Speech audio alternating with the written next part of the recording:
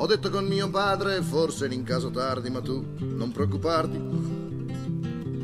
Così sono tornato a casa come un topo, però 10 anni dopo. Dapprima il genitore non era contento del mio comportamento, ma avevo una cravatta e allora l'ho mostrata pendente sotto al mento. L'ha guardata soddisfatto e poi mi ha salutato e quindi mi ha abbracciato. Finito di cenare mi ha chiesto noncurante perché del mio ritardo. Gli ho detto che ero stato in giro in tanti posti, tramonti, valli e boschi. Mi ha chiesto di descrivere per lui che le ha sognate le terre visitate. Ho cantato le montagne, l'oceano infinito, il cielo sconfinato.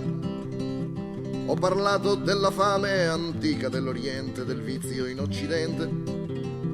Ho accusato e maledetto gli ebrei, gli americani di vile genocidio.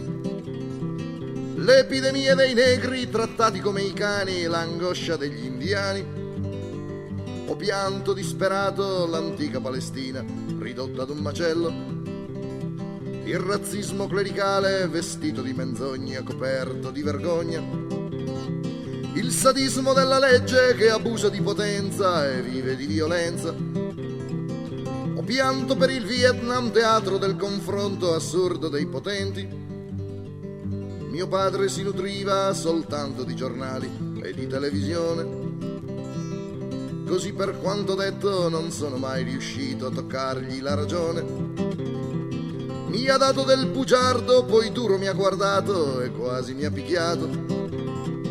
E poi per non sentire nemmeno una parola all'esercito ha chiamato. Ed i carabinieri non vollero esulare la loro competenza. Dissero che ero anarchico e andavo a bombardare i tralicci della luce, che andavo per il mondo in modo improduttivo ed ero dispersivo. Così mi hanno mandato a farmi analizzare al manicomio criminale. Aspetto la mia sorte e intanto sto scrutando curioso i loro visi. Forse mi impiccheranno, però non è sicuro, perché sono indecisi. Gli ebrei son per bruciarmi 66 milioni di volte per nazismo. E per gli americani è meglio assai cassarmi per sporco comunismo. I preti mi hanno detto che vogliono inchiodarmi appeso ad una croce. E i figli del benessere vorrebbero strozzarmi per togliermi la voce. I ricchi per sfruttarmi mi vogliono trasformare in chimico concime. E invece gli avvocati mi vogliono impiccare finché giunga la fine. Se indosso il paraocchi mio padre mi ha giurato, mostrandomi una carta, posso tornare a casa insieme alla mia mamma a vedere la TV.